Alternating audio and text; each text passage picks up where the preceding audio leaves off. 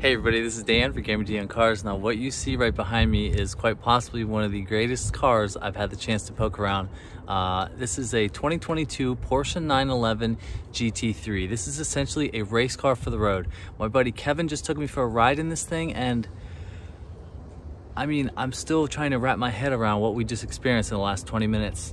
No tire squealing, no nothing, insane speed going around the corners, but this is a race car for the road. So this has Porsche's 4-liter flat six, 500 horsepower. This one is the 6-speed manual transmission. You can get a 7-speed PDK, but if I'm in the market for a car like this, I am 100% getting the manual transmission. This is the race-focused 911. Now, I drove my friend's previous 911, the 911 GTS, and that thing was insane, but that is, you know, less power, naturally, or forced induction. That was a turbo. This is the only Porsche 911 in the 911 lineup that is a naturally aspirated car. Everything else is forced induction, turbocharged, but this is a race car for the road. So let's poke around a 911 GT3.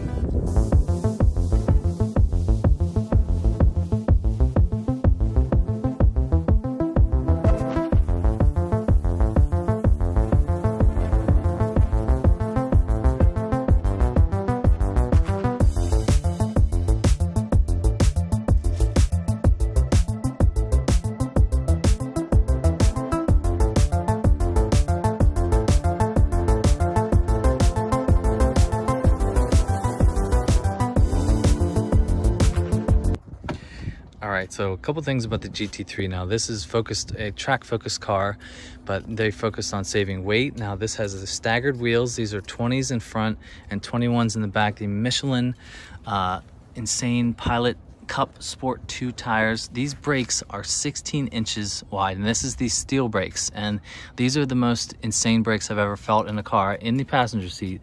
But there are carbon ceramic brakes, but they are way more expensive. Now, this car is not cheap. It starts at $171,000, and all the options, you can go crazy, meaning the carbon fiber on there. There's a complete carbon fiber roof. Now, this is what they call this, like the swan wing, and it is perched up higher to get all the airflow coming back right there. Now, there is a button where you can open up the rear hatch, but only this part right here pops up, this little section right there. You can't get to the engine at all. It is so low and pushed forward, you know, to maximize the driving experience, but it's a pretty perfect looking car. Now, the diffuser is even more aggressive than the previous GT3. Now, they've done GT3s for like 20 years now. This is like the second or third or fourth generation. There are your exhausts right there, centrally mounted. There's a little extra airflow right there. Now, this still has the light bar in the back with the beautiful GT3 badge right there. Like I said to Kevin, I don't get sick of the carbon fiber on anything. I think it looks very nice. You can get the hood in exposed carbon fiber, but it's fine. Looks good in this red. Now, you've got the extra little ducts right there to help with the airflow going up and over the car. This does have the front end lift, and it is GPS tracked. As soon as he comes close to his driveway, the car will automatically lift up to save that beautiful splitter right there. Now, this does have the 4 little dashes for the LEDs and the headlights. I don't think some of them are just painted on, but that is a normal emblem. But yeah, this is a GT3 is just about as perfect as you can get for a road car, even though this is a race car for the road.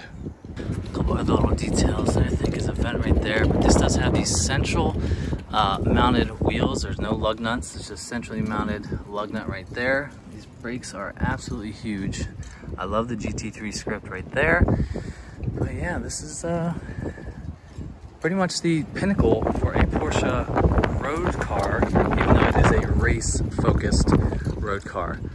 I love the red. Yeah, there's not much to say. Just look at how those hips kind of jut out right there. Oh, that's just a thing of beauty. And I love the wing.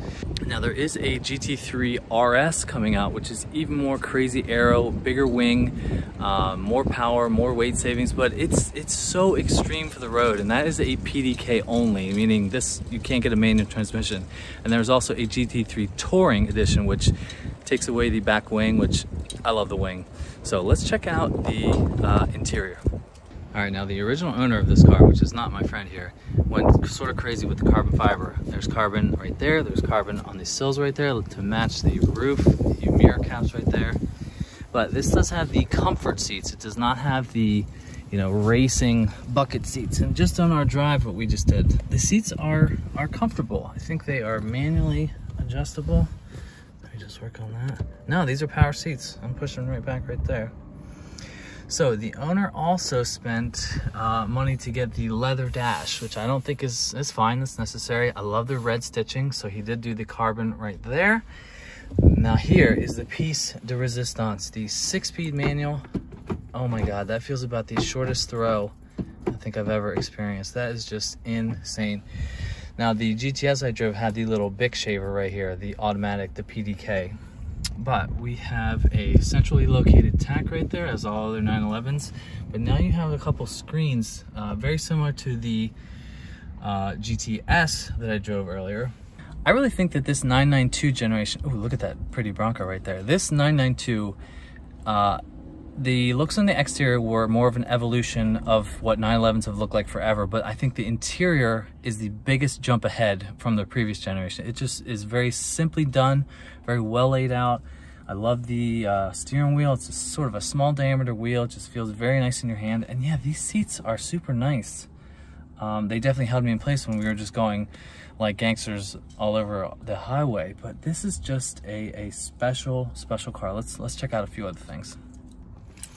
All right, we're gonna start up the GT3. Now this is the key. This is color matched with the car. Lots of Porsches do that. The key looks like the car, but we're gonna put this in, we are in neutral. We're gonna start up the car. Oh my goodness. Drive system is active. Okay, brake is on. Okay, now we're gonna go into the drive mode right here. We're gonna go into sport. Okay, let's just go hear the exhaust real quick.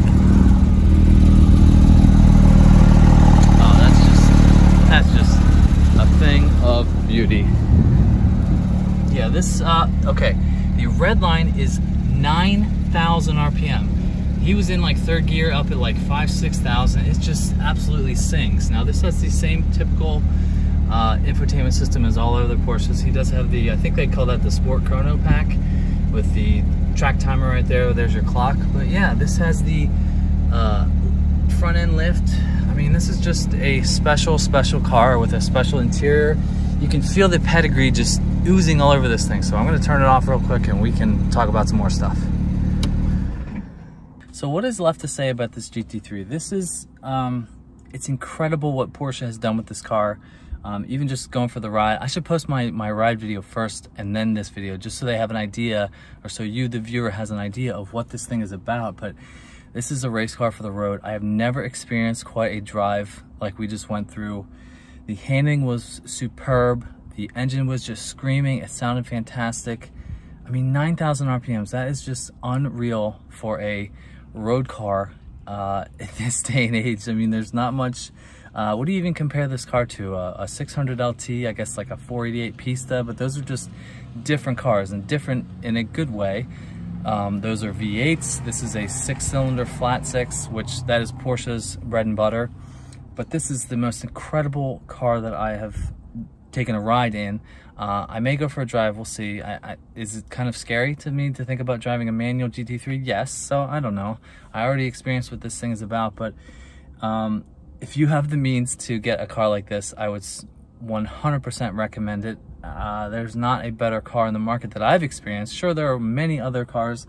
I hope to experience a Ferrari mid-engine V8 someday, but this is just an insane car in and out. I understand why Kevin has kept this so much. It's been tough to get a hold of this car just because this is February in Pennsylvania, and we do have shitty winters and bad weather.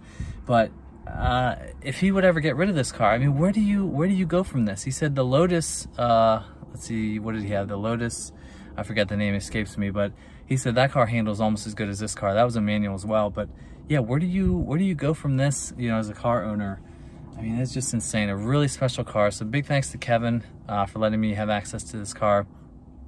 Now he was gonna order, or he had an allocation for a GT4 RS, but he canceled it because this car is just so good. So if you like videos like this, don't forget to hit that subscribe button right on top of this Bronco right here. Stay tuned for more car videos like this. I'm starting my track season soon, so I'm glad I got this in before that. I hope you have a wonderful weekend, and I will see you on the next one. See ya.